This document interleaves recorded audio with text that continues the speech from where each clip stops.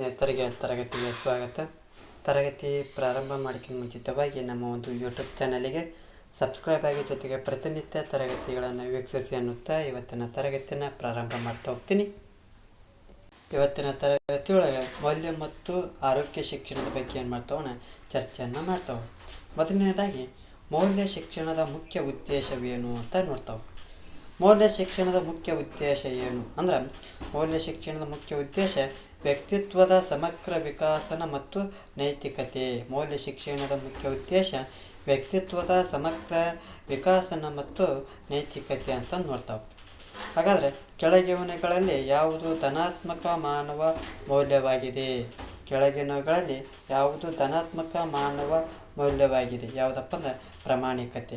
ಅಸೂಯೆ ಬರಂಗಿಲ್ಲ, ಸ್ವಾರ್ಥ ಬರಂಗಿಲ್ಲ, ಕೋಪ ಬರಲ್ಲ.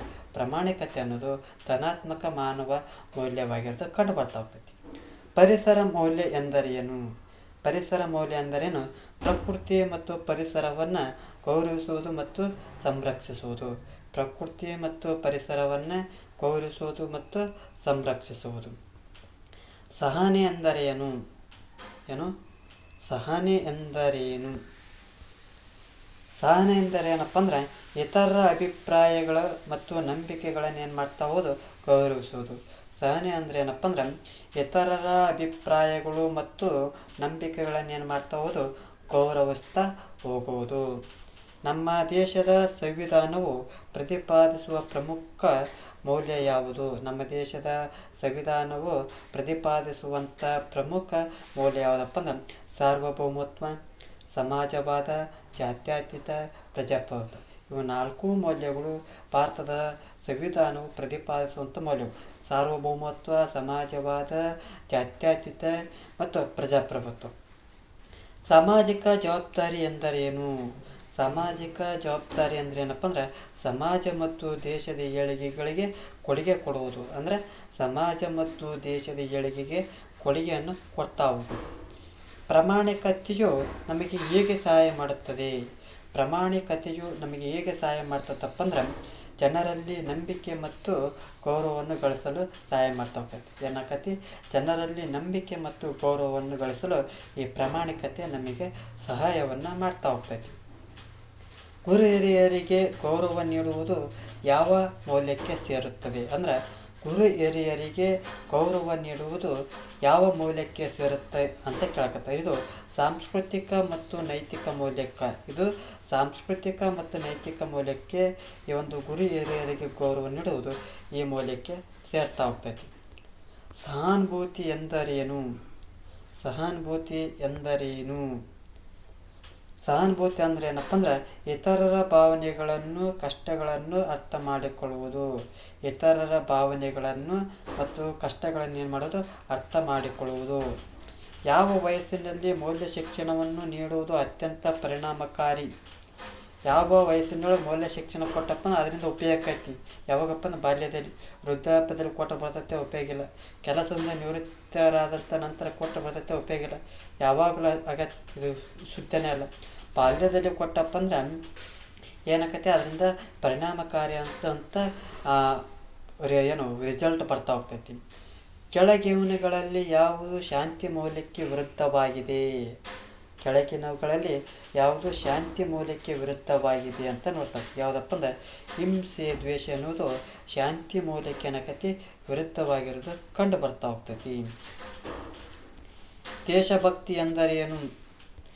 ದೇಶಭಕ್ತಿ ಎಂದರೇನು? ತನ್ನ ದೇಶದ ಬಗ್ಗೆ ಹೆಮ್ಮೆ ಮತ್ತು ಪ್ರೀತಿ ಹೊಂದುವುದು. ನ್ಯಾಯ ಎಂದರೇನು? ನ್ಯಾಯ ಎಂದರೆ ಎಲ್ಲರಿಗೂ ಸಮಾನ ಮತ್ತು ನಿಷ್ಪಕ್ಷಪಾತ ಅವಕಾಶ ನೀಡುವುದು. ನ್ಯಾಯ ಎಂದರೆ ಎಲ್ಲರಿಗೂ ಸಮಾನ ಮತ್ತು ನಿಷ್ಪಕ್ಷಪಾತ ಅವಕಾಶವನ್ನು ಕೊಡ್ತಾ ಹೋಗುವುದು. ಸ್ವಯಂ ನಿಯಂತ್ರಣ ಎಂದರೇನು? ಸ್ವಯಂ ನಿಯಂತ್ರಣ ಅಂದರೆ ಏನಪ್ಪ ಅಂದ್ರೆ, ತನ್ನ ಭಾವನೆಗಳು ಮತ್ತು ಆಸೆಗಳನ್ನು ನಿಯಂತ್ರಣದಲ್ಲಿಟ್ಟುಕೊಳ್ಳುವುದು. ಸ್ವಯಂ ನಿಯಂತ್ರಣ ಅಂದ್ರೆ ತನ್ನ ಭಾವನೆಗಳು ಮತ್ತು ಆಸೆಗಳನ್ನು ಏನು ಮಾಡ್ತಾ ಸ್ವಯಂ ನಿಯಂತ್ರಣದಲ್ಲಿಟ್ಟುಕೊಳ್ಳುವುದು. ಜಾಗತಿಕ ಭ್ರಾತೃತ್ವ, ಗ್ಲೋಬಲ್ ಬ್ರದರ್ಹುಡ್ ಅಂತ ಕರಿತಾವೆ. ಏನು ಗ್ಲೋಬಲ್ ಬ್ರದರ್ಹುಡ್? ಹಾಗಂದ್ರೆ ಏನು? ಪ್ರಪಂಚದ ಎಲ್ಲ ಮಾನವರನ್ನು ಒಂದೇ ಎಂದು ಭಾವಿಸುವುದು. ಪ್ರಪಂಚದ ಎಲ್ಲ ಮಾನವರನ್ನು ಒಂದೇ ಎಂದು ಭಾವಿಸುವುದು. ಸಮಯ ಪ್ರಜ್ಞೆ ಏಕೆ ಮುಖ್ಯ? ಸಮಯ ಪ್ರಜ್ಞೆ ಜೀವನದಲ್ಲಿ ಶಿಸ್ತು ಮತ್ತು ಯಶಸ್ಸು ಸಾಧಿಸಲು ಈ ಸಮಯ ಪ್ರಜ್ಞೆ ಅತಿ ಮುಖ್ಯವಾಗಿ ಕಂಡುಬರ್ತಾ ಹೋಗ್ತೈತಿ. ಕೃತಜ್ಞತೆ ಎಂದರೇನು? ಕೃತಜ್ಞತೆ ಎಂದರೇನು ಅಂತ ಕೇಳಕತ್ತಾರೆ. ಕೃತಜ್ಞತೆ ಎಂದರೆ ಸಹಾಯ ಮಾಡಿದವರಿಗೆ ಧನ್ಯವಾದ ಮತ್ತು ಗೌರವ ಸಲ್ಲಿಸುವುದು. ನಾಯಕತ್ವದ ಗುಣಕ್ಕೆ ಮುಖ್ಯವಾಗಿ ಇರಬೇಕಾದಂಥ ಮೌಲ್ಯ ಯಾವುದು? ನಾಯಕತ್ವದ ಗುಣಕ್ಕೆ ಮುಖ್ಯವಾಗಿ ಇರಬೇಕಾದಂಥ ಮೌಲ್ಯ ಯಾವುದಪ್ಪ ಅಂದ್ರೆ ದೂರದರ್ಶಿತ್ವ, ಜವಾಬ್ದಾರಿ ಮತ್ತು ಎಲ್ಲರನ್ನು ಒಟ್ಟಿಗೆ ಕೊಂಡೊಯ್ಯುವ ಗುಣವನ್ನು ಉತ್ತಮ ನಾಯಕತ್ವ ಅಂತಂದು ಕರಿತಾ ಹೋಗ್ತೀವಿ. ಇಲ್ಲಿ ಸರ್ವಾಧಿಕಾರಿ ಕಂಡು ಬರಂಗಿಲ್ಲ. ಡಿಜಿಟಲ್ ಮೌಲ್ಯಗಳು ಎಂದರೇನು? ಡಿಜಿಟಲ್ ಮೌಲ್ಯಗಳು ಎಂದರೇನಪ್ಪ ಅಂದ್ರೆ ತಂತ್ರಜ್ಞಾನ ಮತ್ತು ಸಾಮಾಜಿಕ ಮಾಧ್ಯಮಗಳನ್ನು ಜವಾಬ್ದಾರಿಯುತವಾಗಿ ಬಳಸುವುದು. ಅಂದ್ರೆ ಡಿಜಿಟಲ್ ಮೌಲ್ಯಗಳಂದ್ರೆ ತಂತ್ರಜ್ಞಾನ ಮತ್ತು ಸಾಮಾಜಿಕ ಮಾಧ್ಯಮಗಳನ್ನು ಜವಾಬ್ದಾರಿಯುತವಾಗಿ ಏನು ಮಾಡ್ತಾ ಹೋಗಬೇಕು? ಬಳಸ್ತಾ ಹೋಗಬೇಕು. ಲಿಂಗ ಸಮಾನತೆ ಯಾವ ರೀತಿಯ ಮೌಲ್ಯವಾಗಿದೆ? ಲಿಂಗ ಸಮಾನತೆ ಯಾವ ರೀತಿಯ ಮೌಲ್ಯವಾಗಿದೆಪ್ಪ ಅಂದ್ರೆ ಸಾಮಾಜಿಕ ಮತ್ತು ನೈತಿಕ ಮೌಲ್ಯವಾಗಿದೆ. ಸಾರ್ವಜನಿಕ ಆಸ್ತಿಯನ್ನು ರಕ್ಷಿಸುವುದು ಯಾರ ಜವಾಬ್ದಾರಿ? ಸಾರ್ವಜನಿಕ ಆಸ್ತಿಯನ್ನು ರಕ್ಷಿಸುವುದು ಯಾರ ಜವಾಬ್ದಾರಿಪ್ಪ ಅಂದ್ರೆ ಪ್ರತಿಯೊಬ್ಬ ನಾಗರಿಕನ ಜವಾಬ್ದಾರಿ. ಮೂಲಭೂತ ಕರ್ತವ್ಯಗಳಲ್ಲಿ ಹೇಳಿದೆ. ಸಾರ್ವಜನಿಕ ಆಸ್ತಿಯನ್ನು ರಕ್ಷಿಸುವುದು ಯಾರ ಜವಾಬ್ದಾರಿಪ್ಪ ಅಂದ್ರೆ ಪ್ರತಿಯೊಬ್ಬ ನಾಗರಿಕನ ಜವಾಬ್ದಾರಿ ಆಗ್ತತಿ. ಕಠಿಣ ಪರಿಶ್ರಮದ ಮಹತ್ವವೇನು? ಕಠಿಣ ಪರಿಶ್ರಮದ ಮಹತ್ವ ಏನು ಅಂತ ಕೇಳಕತ್ತಾರ. ಪ್ರಾಮಾಣಿಕವಾಗಿ ಗುರಿಯನ್ನು ತಲುಪುವುದು. ವಿವೇಚನೆ ಎಂದರೇನು? ವಿಸ್ಡಮ್ ಅಂತ ಕರಿತೇವೆ. ವಿವೇಚನೆ ಎಂದರೇನು? ಒಳ್ಳೆಯದು ಮತ್ತು ಕೆಟ್ಟದ್ದರ ನಡುವಿನ ವ್ಯತ್ಯಾಸವನ್ನು ತಿಳಿದುಕೊಳ್ಳುವುದು. ಒಳ್ಳೆಯದು ಮತ್ತು ಕೆಟ್ಟದ್ದರ ನಡುವಿನ ವ್ಯತ್ಯಾಸವನ್ನು ತಿಳಿದುಕೊಳ್ಳುವುದನ್ನು ವಿವೇಚನೆ ಅಂತಂದು ಕರಿತಾ ಹೋಗ್ತೀವಿ. ಸ್ವಚ್ಛತೆ ಎಂಬುದು ಏನು? ಸ್ವಚ್ಛತೆ ಅಂದರೆ ಅಂತ ಕೇಳಕತ್ತಾರ. ಸ್ವಚ್ಛತೆ ಎಂದರೇನು? ಸ್ವಚ್ಛತೆ ಅಂದರೆ ದೈಹಿಕ ಮತ್ತು ಮಾನಸಿಕ ಆರೋಗ್ಯದ ಮೂಲ ಮೌಲ್ಯ. ದೈಹಿಕ ಮತ್ತು ಮಾನಸಿಕ ಆರೋಗ್ಯದ ಮೂಲ ಮೌಲ್ಯ ಅಂತಂದು ಕರಿತಾ ಹೋಗ್ತೀವಿ. ಮಾನವ ಹಕ್ಕುಗಳ ಗೌರವ ಎಂದರೇನು? ಮಾನವ ಹಕ್ಕುಗಳ ಗೌರವ ಎಂದರೇನು ಅಂತ ಕೇಳ್ತಾರೆ. ಪ್ರತಿಯೊಬ್ಬ ವ್ಯಕ್ತಿಯು ಘನತೆ ಮತ್ತು ಹಕ್ಕುಗಳನ್ನು ಗೌರವಿಸುವುದು. ಪ್ರತಿಯೊಬ್ಬ ವ್ಯಕ್ತಿಯ ಘನತೆ ಮತ್ತು ಹಕ್ಕುಗಳನ್ನು ಗೌರವಿಸುವುದು. ಮುಂದೆ ಬರ್ತಾ ಕವಿ ಆರೋಗ್ಯ ಶಿಕ್ಷಣದ ಬಗ್ಗೆ. ಆರೋಗ್ಯದ ಸರಿಯಾದ ವ್ಯಾಖ್ಯಾನ ಯಾವುದು? WHO ಪ್ರಕಾರ ಸರಿಯಾದಂಥ ಆರೋಗ್ಯದ ವ್ಯಾಖ್ಯಾನ ದೈಹಿಕ, ಮಾನಸಿಕ, ಸಾಮಾಜಿಕವಾಗಿ ಸಂಪೂರ್ಣ ಸುಸ್ಥಿತಿಯಲ್ಲಿರುವುದು. ದೈಹಿಕ, ಮಾನಸಿಕ, ಸಾಮಾಜಿಕವಾಗಿ ಸಂಪೂರ್ಣ ಸುಸ್ಥಿತಿಯಲ್ಲಿರುವುದು. ಸಮತೋಲಿತ ಆಹಾರ ಎಂದರೇನು? ಸಮತೋಲಿತ ಆಹಾರ ಎಂದರೆ ಎಲ್ಲ ಪೋಷಕಾಂಶಗಳು ಸರಿಯಾದ ಪ್ರಮಾಣದಲ್ಲಿರುವಂಥ ಆಹಾರವನ್ನು ಸಮತೋಲಿತ ಆಹಾರ ಅಂತ ಕರಿತಾ ಹೋಗ್ತೀವಿ. ವಿಟಮಿನ್ ಸಿ ಕೊರತೆಯಿಂದ ಬರುವ ರೋಗ ಯಾವುದು? ವಿಟಮಿನ್ ಸಿ ಕೊರತೆಯಿಂದ ಬರುವಂಥ ರೋಗ ಯಾವುದಪ್ಪ ಅಂದ್ರೆ ಸ್ಕರ್ವಿ. ಯಾವುದು? ವಿಟಮಿನ್ ಸಿ ಕೊರತೆಯಿಂದ ಬರುವಂಥ ರೋಗ ಯಾವುದು? ಸ್ಕರ್ವಿ. ವಿಟಮಿನ್ ಎ ಕೊರತೆಯಿಂದ ಬರುವಂಥ ರೋಗ ಯಾವುದಪ್ಪ ಅಂದ್ರೆ ಇರುಳು ಕುರುಡುತನ. ಯಾವುದು? ಇರುಳು ಕುರುಡುತನ ವಿಟಮಿನ್ ಎ ಕೊರತೆಯಿಂದ ಬರ್ತಾ ಹೋಗ್ತೈತಿ. ಯಾವ ಕೊರತೆಯಿಂದ? ವಿಟಮಿನ್ ಎ ಕೊರತೆಯಿಂದ ಬರ್ತಾ ಹೋಗ್ತೈತಿ. ದಿನನಿತ್ಯವೂ ವ್ಯಾಯಾಮ ಮಾಡುವುದರಿಂದ ಆಗುವ ಪ್ರಯೋಜನವೇನು? ದಿನನಿತ್ಯ ವ್ಯಾಯಾಮ ಎಕ್ಸಸೈಸ್ ಮಾಡುವುದರಿಂದ ಆಗುವ ಪ್ರಯೋಜನವೇನು? ಹೃದಯದ ಆರೋಗ್ಯ ಮತ್ತು ರೋಗ ನಿರೋಧಕ ಶಕ್ತಿ ಹೆಚ್ಚುತ್ತದೆ. ಹೃದಯದ ಒಂದು ಆರೋಗ್ಯ ಉತ್ತಮವಾಗಿರುತ್ತದೆ, ಜೊತೆಗೆ ರೋಗ ನಿರೋಧಕ ಶಕ್ತಿ ಹೆಚ್ಚುತ್ತದೆ. ಮಾನಸಿಕ ಆರೋಗ್ಯವನ್ನು ಉತ್ತಮಗೊಳಿಸಲು ಯಾವುದು ಸಹಕಾರಿ?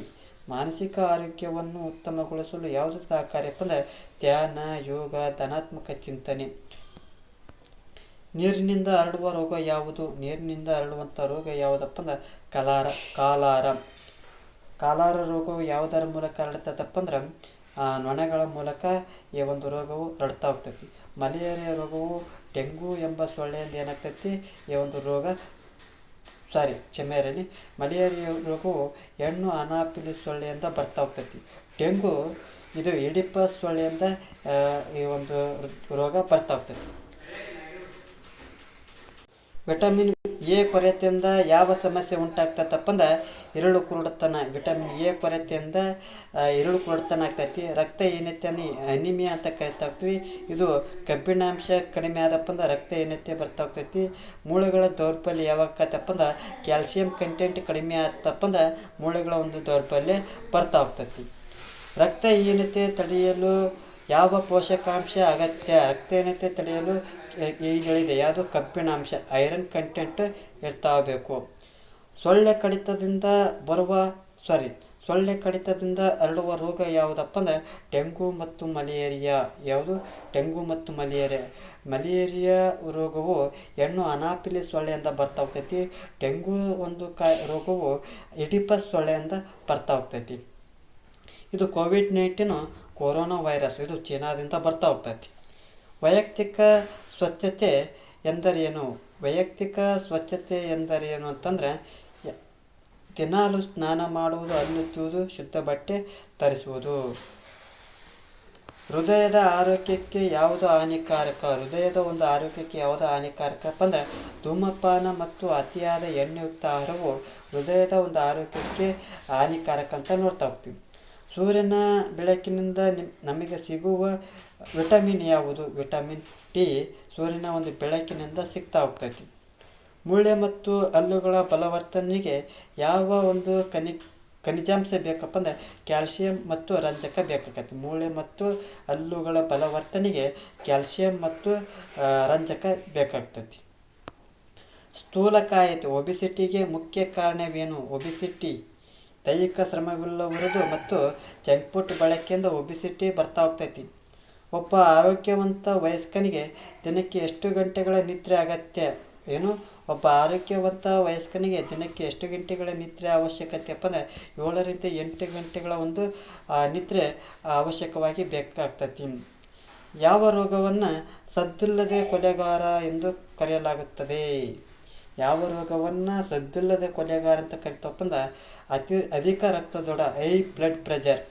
ಕಡಿಮೆ ಇದ್ರೂ ಸಾಯ್ತಾರೆ, ಹೆಚ್ಚಿಗೆ ಇದ್ರೂ ಸಾಯ್ತಾರೆ. ಇದು ಏನು ತೊಂದರೆ ಮಾಡಲಿಲ್ಲಂಗೆ ಸಾಯ್ತೈತಿ.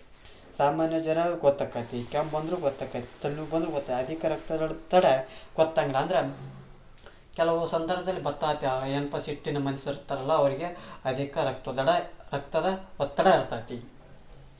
ಆರೋಗ್ಯವಂತ ದೇಹದಲ್ಲಿ ಎಷ್ಟು ಪ್ರಮಾಣದ ನೀರು ಇರಬೇಕು? ಆರೋಗ್ಯವಂತನ ದೇಹದಲ್ಲಿ ಎಷ್ಟು ಪ್ರಮಾಣದ ನೀರು ಇರಬೇಕಪ್ಪ ಅಂದ್ರೆ 60% ರಿಂದ 70% ಏನಿರಬೇಕು?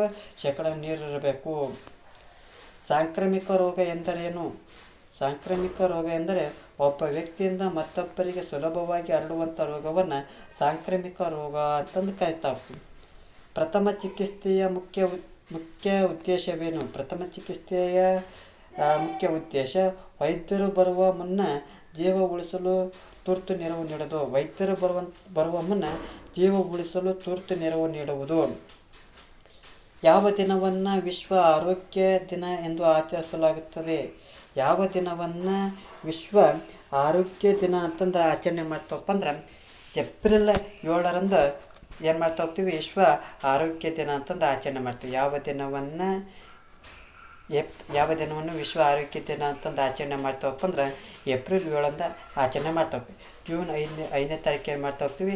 ವಿಶ್ವ ಪರಿಸರ ದಿನ ಅಂತಂದು ಆಚರಣೆಯನ್ನು ಮಾಡ್ತಾ ಹೋಗ್ತೀವಿ. ಅಯೋಡಿನ್ ಕೊರತೆಯಿಂದ ಬರುವ ರೋಗ ಯಾವುದು? ಅಯೋಡಿನ್ ಕೊರತೆಯಿಂದ ಬರುವಂಥ ರೋಗ ಯಾವುದಪ್ಪ ಅಂದ್ರೆ ಕಳಗಂಟ ರೋಗ. ಯಾವ ರೋಗ? ಕಳಗಂಟ ರೋಗ. ಮಧುಮೇಹ ರೋಗ ಯಾವ ಕೊರತೆಯಿಂದ ಬರ್ತದಪ್ಪ ಅಂದರೆ ಇನ್ಸುಲಿನ್ ಕೊರತೆಯಿಂದ ಬರ್ತಾ ಹೋಗ್ತೈತಿ. ಧೂಮಪಾನದಿಂದ ಮುಖ್ಯವಾಗಿ ಯಾವ ಅಂಗಕ್ಕೆ ಹಾನಿಯಾಗುತ್ತದೆ? ಶ್ವಾಸಕೋಶ, ಲಂಗ್ಸ್. ಒತ್ತಡ ನಿರ್ವಹಣೆಯಿಂದ ಏನಾಗುತ್ತದೆ? ಒತ್ತಡ ನಿರ್ವಹಣೆಯಿಂದ ಏನಾಗುತ್ತದೆ ಅಂತ ಕೇಳಕತ್ತ. ಒತ್ತಡ ನಿರ್ವಹಣೆಯಿಂದ ಮಾನಸಿಕ ಶಾಂತಿ ಮತ್ತು ಕಾರ್ಯಕ್ಷಮತೆ ಏನಾಗ್ತೈತಿ? ಹೆಚ್ಚುತ್ತದೆ. ಜಂಕ್ ಫುಡ್ಗಳಲ್ಲಿ ಹೆಚ್ಚಾಗಿ ಏನಿರುತ್ತದೆ? ಜಂಕ್ ಫುಡ್ಗಳಲ್ಲಿ ಹೆಚ್ಚಾಗಿ ಅತಿಯಾದಂಥ ಕೊಬ್ಬು, ಸಕ್ಕರೆ, ಪ್ರಿಸರ್ವೇಟಿವ್ಸ್ ಇರ್ತೈತಿ. ಹಾಗಾಗಿ ಜಂಕ್ ಫುಡ್ಗಳು ಇವು ಹೆಚ್ಚಾಗಿ ಕಂಡು ಬರ್ತಾ ಹೋಗ್ತವೆ. ಕೊನೆಯ ಪ್ರಶ್ನೆ, ಆರೋಗ್ಯಕರ ಜೀವನ ಶೈಲಿಗೆ ಯಾವುದು ಅತಿ ಮುಖ್ಯ? ಶಿಸ್ತುಬದ್ಧಾದಂಥ ದಿನಚರಿ ಇರಬೇಕು, ಪೌಷ್ಟಿಕ ಆಹಾರ ಇರಬೇಕು ಮತ್ತು ಸಕಾರಾತ್ಮಕವಾದಂಥ ಮನೋಭಾವ ಇರಬೇಕು. ಇವಿಷ್ಟೇನಪ್ಪ ಅಂದ್ರೆ ಮೌಲ್ಯ ಮತ್ತು ಆರೋಗ್ಯ ಶಿಕ್ಷಣಕ್ಕೆ ಸಂಬಂಧಿಸಿದಂಥ 50 ಪ್ರಶ್ನೆಗಳ ಬಗ್ಗೆ ಚರ್ಚೆಯನ್ನು ಮಾಡ್ತಾವೆ. ಈ ಒಂದು ತರಗತಿ ಇಷ್ಟ ಆದರೆ ನಮ್ಮ ಒಂದು ಯೂಟ್ಯೂಬ್ ಚಾನಲ್ಗೆ ಏನು ಮಾಡ್ತಾವ್ರಿ? ಸಬ್ಸ್ಕ್ರೈಬ್ ಮಾಡ್ತಾವ್ರಿ. ಜೊತೆಗೆ ಈ ಒಂದು ತರಗತಿ ಇಷ್ಟ ಆಗಿದ್ರೆ ಲೈಕ್ ಮಾಡಿ, ಇಲ್ಲದಿದ್ದರೆ ಡಿಸ್ಲೈಕ್ ಮಾಡಿ. ಏನಾದರೂ ದೋಷಗಳು ಮತ್ತು ನಿಮ್ಮ ಒಂದು ಅಭಿಪ್ರಾಯವನ್ನು ಕಮೆಂಟ್ ಬಾಕ್ಸ್ನ ಮೂಲಕ ತಿಳಿಸಿ ಅನ್ನುತ್ತಾ ಈ ಒಂದು ತರಗತಿಯನ್ನು ಮುಗಿಸ್ತಾ ಇದ್ದೀನಿ. ಎಲ್ಲರಿಗೂ ಧನ್ಯವಾದಗಳು.